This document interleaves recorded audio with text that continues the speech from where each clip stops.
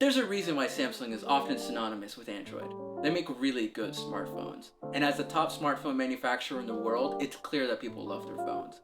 With the recent launch of the Samsung Galaxy S20, I think it's time to reflect upon one of the most underappreciated phones, the Samsung Galaxy S9.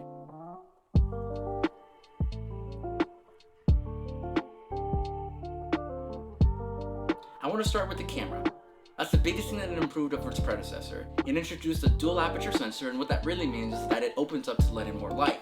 So this allows for greater depth of field, but the biggest thing that it improves upon is nighttime photography. So photos still look clear and sharp and bright. And the S8 and the S9 are very similar, and it was hard to justify getting an S9, especially at the time of launch. But the S9 is about being a refinement of all the things that were wrong with the S8. For example, the ergonomics. The fingerprint scanner was next to the camera and basically sat flush on the S8. They've improved that by not only moving it below the camera, but by giving it a solid groove that you can feel the indentation. It's a lot easier to identify without looking and getting into the phone a lot faster. Samsung Pay is like magic when you use it at a register that doesn't have NFC support. People will look at you like you're some sort of wizard. That's super cool and a Samsung exclusive. There's a bunch of other little things too. I mean, yeah, they introduced 960 frames a second slow-mo video, which is really cool, but it's not really usable in anything other than broad daylight. They also introduced something called AR Emoji, which pretty much takes what you look like and tries to make it look into something maybe worth sharing. They're pretty bad, but it's there. Oh yeah, and Bixby's a thing.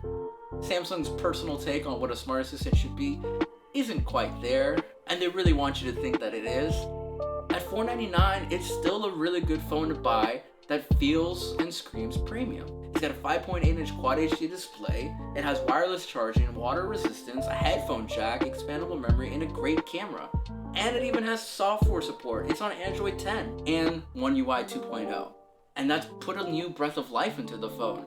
The software has been snappier, and I personally think that my battery life has gotten a little better too. All of that might not seem like much, but as smartphones are approaching about $1,000 now, and they're getting bigger, I think it's leaving out a very important audience. People want small premium phones that can still take amazing pictures, and at an affordable price range. That's where this S9 sits in perfectly.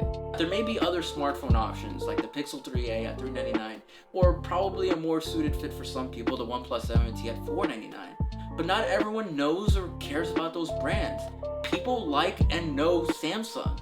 I think the Samsung Galaxy S9 is worth reconsidering.